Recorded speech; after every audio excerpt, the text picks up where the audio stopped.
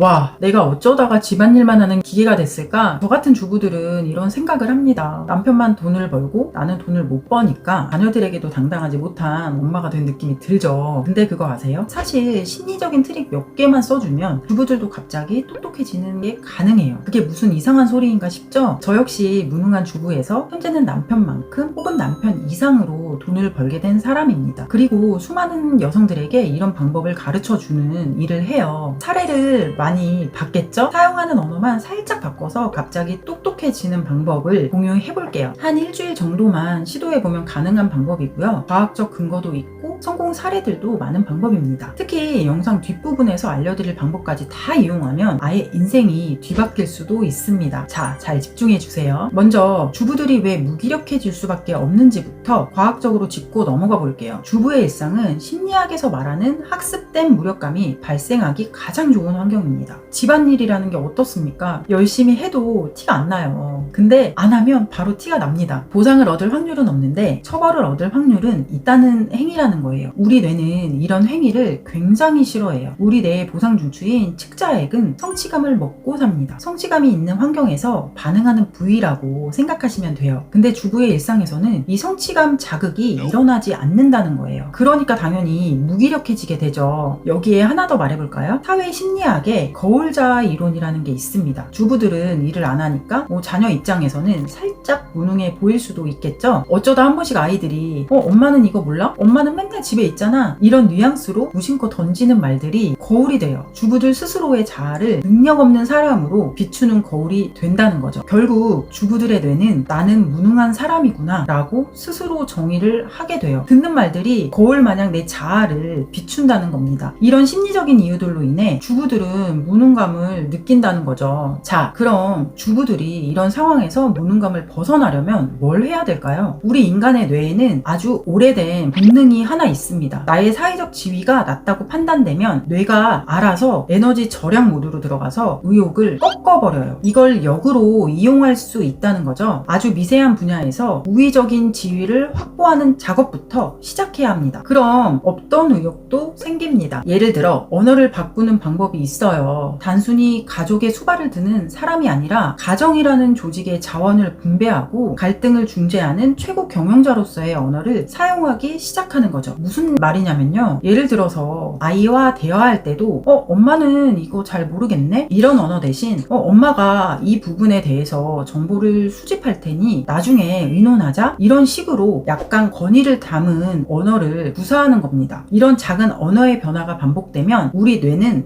내가 지금 중요한 의사결정을 내리는 리더구나 라고 착각을 시작해요. 그러다 보면 무력했던 주부들도 어느새 유능한 사람이 되어야만 할 것 같은 무의식이 생기기 시작해요. 그러면 실제로 유능한 사람이 되기 위해 뭐라도 하게 된다고요. 나가서 일을 하던지 부업을 하던지 자격증을 따던지 안 하던지 뭔가를 하게 될 수밖에 없다는 거예요. 증거가 뭐냐고요? 심리학적인 근거를 제시할 수도 있겠지만 저는 가장 좋은 증거는 저 자신입니다. 저는 아무것도 할 줄 모르던 무력한 주부였을 뿐이에요. 그런데 지금은 제 분야에서 전문성을 쌓아서 돈을 잘 벌고 있고요. 자녀들에게 존경받게 되었고요. 제 삶이 바뀌었던 이 방법을 다른 사람에게 가르치는 일을 하고 있어요. 무슨 일인지는 차차 앞으로 말해드릴게요. 어쨌든 제가 무력한 주부 신세에서 벗어나기 위해 가장 먼저 했던 일은 사용하는 언어를 바꾸는 거였어요. 마치 내가 이미 유능하고 똑똑한 사람인 것처럼 자녀와 남편들에게 말하고 다니기 시작한 거죠. 그 말에 걸맞는 사람이 되기 위해서 뭐라도 공부를 해야 됐겠죠. 그 공부를 했던 게 제 전문 영역이 되어서 결국 실제로 유능한 사람이 되었어요. 유능해서 유능한 행동을 한 게 아니라 유능한 척 행동을 하니까 점점 유능해진 거죠.